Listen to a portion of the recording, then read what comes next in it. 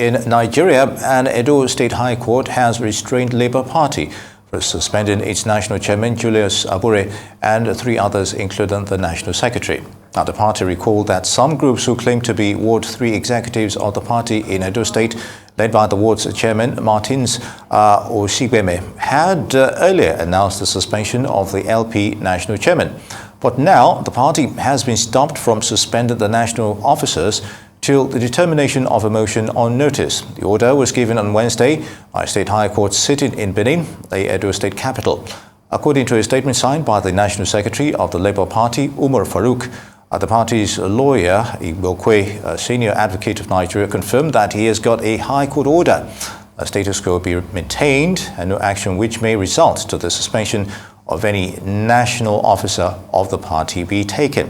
And for more on that story, as well as the reported pressure being mounted on Labour Party's presidential candidate Peter Obi to flee Nigeria and abandon his challenge of the presidential election results, we're now being joined by Dr. Tanko, Yunusa, spokesman for Obi Dati Presidential Campaign Organization. Good to have you again on Newsday. Now, let's go straight to the High Court sitting in Benin, which restrained Labour from suspending its national offices and, of course, the chairman till the determination of motion on notice. So, can you give us a background of how this developed and why we're where we are with Labour at this stage?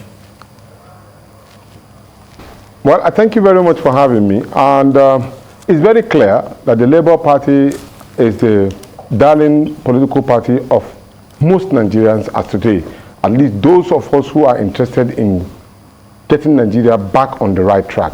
And so every attack and every means of demarketing the Labour Party, including the presidential candidate, is the scheme that is being put into place at the moment now.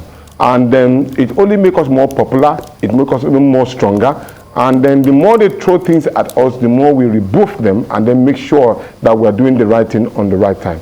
With regard to the issue of the court case, it was very clear that some certain individuals who feel they are being kind of sponsored and then being, being aided in order to destroy the legacy that has already been built over the years, collaborated and conspire against the leadership of the party. But interestingly also, the court now has already said, okay, stay action on this particular matter until when the substantive case has already been established. So we will wait, so that until when the cases itself has already been adjudicated, and then the court make pronouncement accordingly. That's as far as we can say on the matter, since it's already in the court of law. But as it remains, the party leadership still remains in focus. The chairman of the party, Barrister Julius Abure, and then the secretary of the party, the treasurer of the party, Ms. Oluchi and Umar Farouk and Ojuku, are all very much in their positions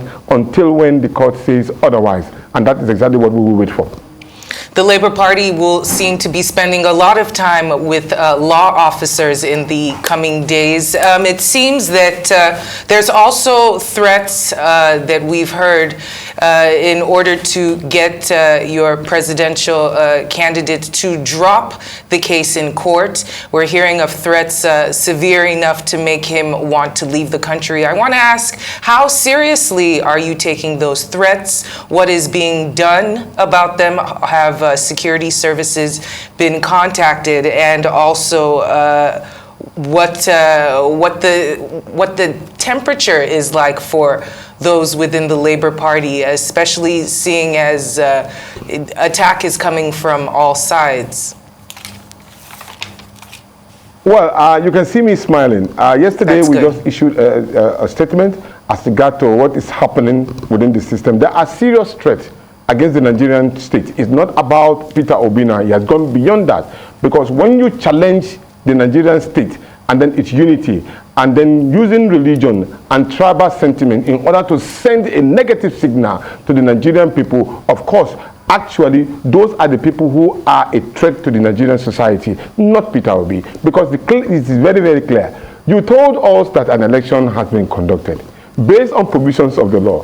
we challenged that particular provision of the law. And we said that the candidate in which was put in place does not have the prerequisite to contest for the election. And we also said that that particular person was already being convicted as a felon on the issue of drug abuse, which we still maintain and we are still pursuing. So what we are simply doing, we are challenging the system, illegal system, legally. I repeat, we are challenging the illegal system legally. And then it has become a problem for those who could not really contain this particular fact of the matter. So as it is now, they are now using all kinds of ways. They started with the issue of religion, concocting all kinds of audios and all, sending a signal to our Muslim brothers in the north, saying that probably Peter Obi was reading the issue, drumming the war music. But the fact is that, where were they? Didn't they forget? When they were talking about Karejini, Birijini, what it simply means that we are going to fight this war to the finish. Where were they when they said they are going to need a parallel government in this country? Who challenged them? And you know the interesting part. Peter Obi and Dati Baba Ahmed did not even kick against the issue of Muslim ticket. But then it went ahead. Just imagine if we have a Christian ticket, which is completely acceptable by law. So there's nothing about issue of religion in this particular case. Rather, what is being done is a concocted statement in order to create an aversion and distraction to the issue of the court in case. We are focused and we are going to go ahead of it. With the issue of whether Peter Obi was asked to be, yes, there have been threats like that, not only to him, to a lot of us. There have been threats to our lives and all. But we didn't care because Nigeria is our focus. And that is the focus of Peter Obi. And he has said clearly, he is not going anywhere. We are right here. We are going to battle this we are going to challenge this particular case of illegality legally, and that's exactly where it stopped. But the issue of intimidation and probably asking him to leave this country because no, he is not going anywhere. He's a general in this particular legal case, and he has his legal team. We are there to support him, and the Nigerian people are there to back him up until when we get to the root of this matter. For crying out loud, we need to put these things on the right space. A continuation of this illegality will make the Nigerian state an illegal entity. Simple. So, but we have to challenge it legally to ensure that the right thing is done. As far as we are concerned, we are not going to do anything aside from the provision of the Constitution of the Federal Republic of Nigeria, which every one of us adhere to. So at this point in time, the idea of saying probably will abdicate the seat or run away to another country and then you will not deny us of coming into the country, no way. We are all going to be here and challenge this particular illegality, and challenging it legally and make sure the Nigerian state is free and emancipated from the hands of those who want to put it into perpetual poverty and in terms of their own cronies and their families. Very good, Dr. Yunusa. But let's take a look at this again. Mr. Peter Obi went a step further not too long ago. He has accused the APC and government agencies of casting aspersions on his person.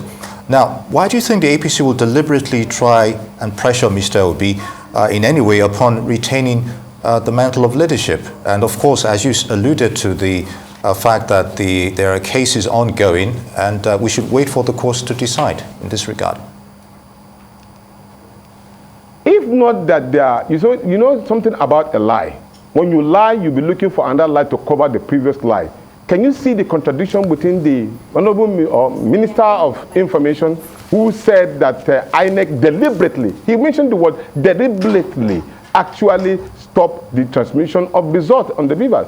And then the INEC chairman also said to us that there were technical glitches. He didn't say that with deliberately. So you see, and then in order to change the narrative, he couldn't just address us here in Nigeria, where the whole matter was. He had to travel all the way to another country to go and address Nigerian matter.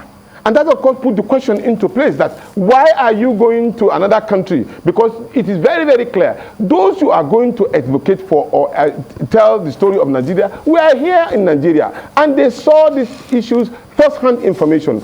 It's not as if they were out of the country. No, nobody told them anything. They saw it by themselves that the 3 elections took place on the same day. Federal House of Representatives, the Senate, and both of these elections were being transmitted live in the RF, but the presidential election was deliberately stopped, deliberately, in order to create chaos within the system. Those are the people that are supposed to have been arrested. And here, for example, is where our security apparatus really need to go into place. Because these perpetrators of this particular audio, You need to find out where did it come from, what is the source, and how did it emanate from. And that is where I have to help. You have to help us here as pressmen. There's what you call investigative journalism. Before you see anything that you run with, find out exactly what is the source. There must be somebody that will assent to it that I was the one that produced it or how we will generate it. Because one day you will find out that they will concoct something again and send it to the media and say that the President of the Federal Republic of Nigeria is said that he's not interested in ruling this country. It is possible when we allow such a thing to happen. Tomorrow now, they've already orchestrated this same plan to tell our brothers and sisters in the north that Peter Obi has said that it is a religious war. And they are going to say it in most of the mosques. Some of them are already being paid to do this. And I said to my brothers in the north, please, please, and please, look very deeply. I feel pain as a Muslim if my religion will be used to blackmail me, if my religion will be used to deceive me, if my religion will be used to lie on me, and then the same my religion will be used to govern me wrongly. For the past how many years that we have been in power, look at the same people who have put us in this perpetual poverty. We are still the same way. Our children are not going to school. Our people cannot go to their farms. People cannot travel from point A to point B. We have the largest number of poverty. We have the largest number of almajiri on the streets. And then these same leaders have not done anything to emancipate the northern people. But yet, they still go back to the same northern people and lie to them, manipulate them, tell them lies. And they will use our religion to deceive us. It is time we say no to those who are using this deliberately to put the Nigerian people, especially the people from the northern extraction, into abject poverty. And that is exactly what Peter Obi is out to fight.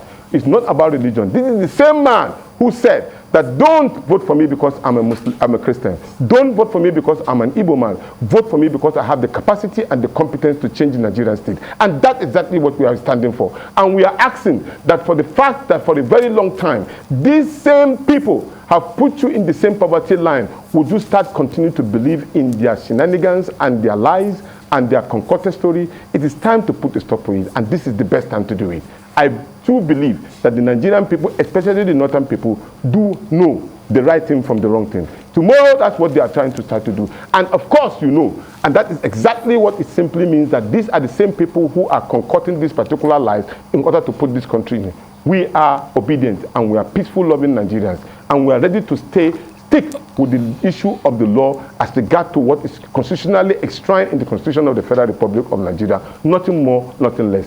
If the court today said that at the end of it all, we are found to lose, I can assure you that Peter Obi will go and congratulate the winner democratically. But aside from that, he said, he who seeks for equity must come with clean hands. And he who wants to be a president, who wants to be called an excellency, must come through an excellence way. It's simple and short.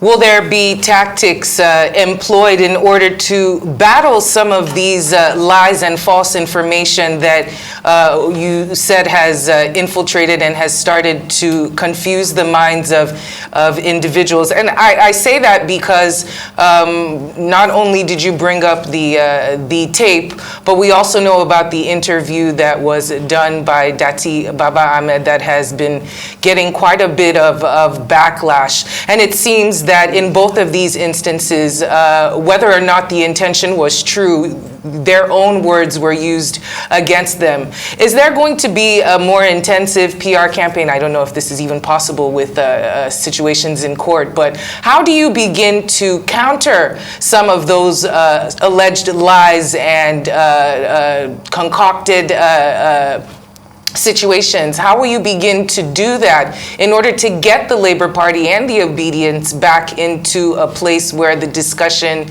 isn't silly, you know?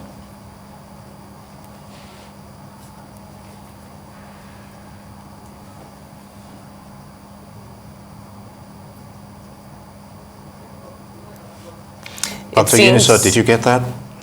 It seems as though we have... No, I didn't get that. I only got the information as regards to whether there may be intense way on how to tackle these particular lies that were being perpetrated. Right. One, if that is the question, the fact still remains that we on our part, we will try as much as possible to dispel these particular lies, just like we are doing now. And we employ all Nigerians that have the opportunity to dispel all of this. There are people who do what they call fact-checking. They can also go ahead and do. But then, most importantly, For anybody who is in government has the right at the moment now to do the right thing. It's not about the people in power at the moment. It's about the Nigerian state, which of course any security officer has been paid to do, to protect the state as against the heinous crime being committed against the state. If today I've been found wanting, I'm ready to be arrested if I've done something wrong. But I know I'm trying to do the right thing for the interest of the Nigerian people. And I'm asking the security officers to do the same thing too. Go and do investigation as regards to those who are behind all of this perpetration of it.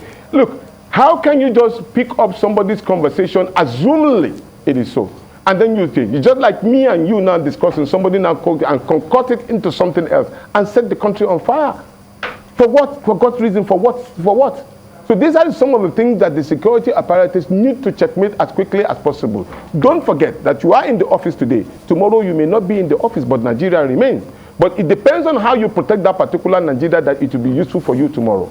But when you treat it with levity and treat it with disdain and treat it with equality and fairness and equity, it will come back to haunt you tomorrow when you leave the office. It's simple. It's not rocket science. So do the right thing for the interest of your own future, collectively so. I mean, even for those who are even in the interest of concocting this particular story, are they happy with the situation of Nigeria as of today?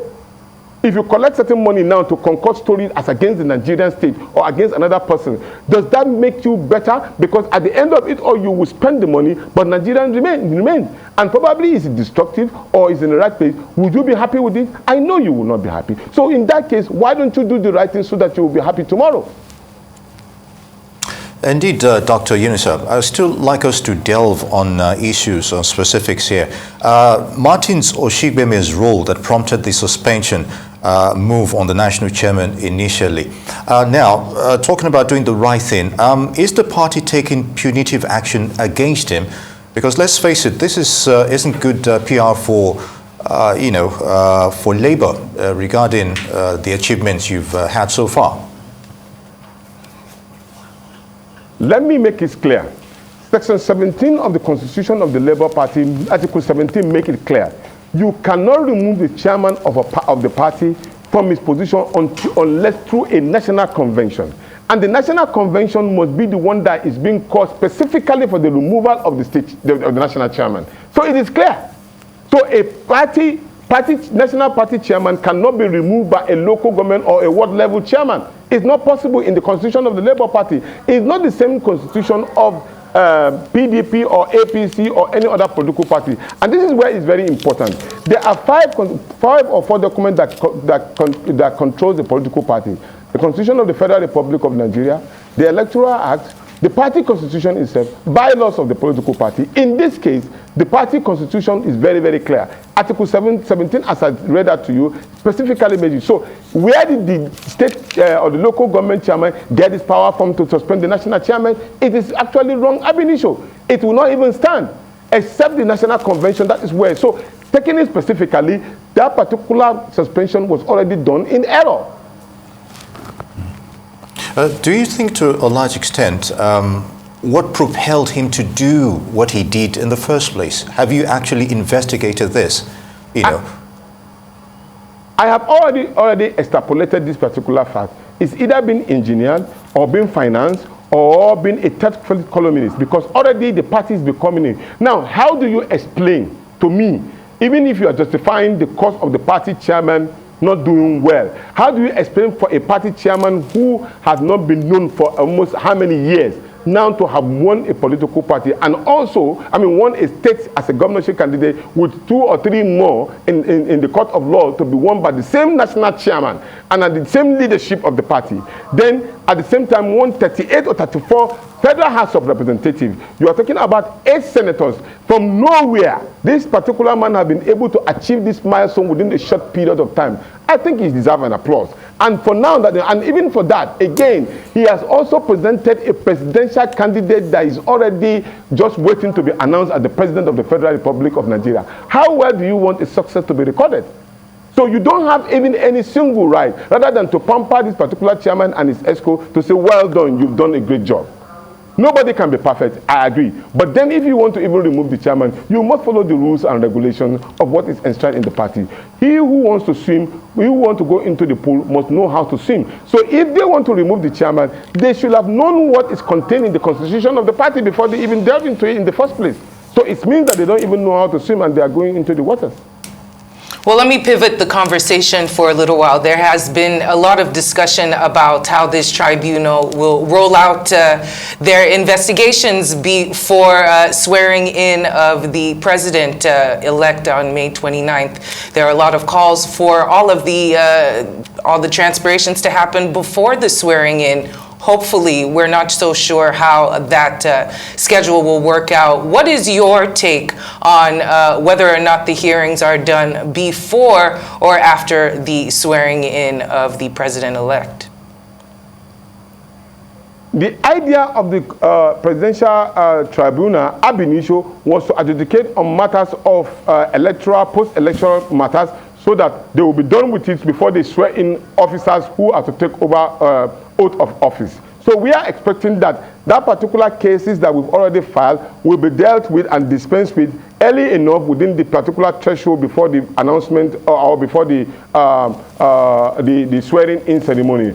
Be as it may, we are ready to go all the hog when the adjudication will be done, but it has to be done in real time so that we can be able to be protected by the provisions of the law.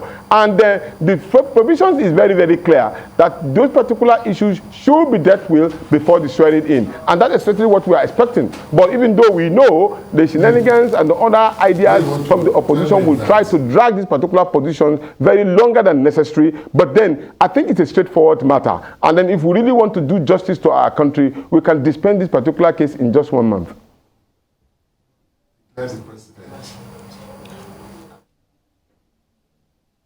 All right.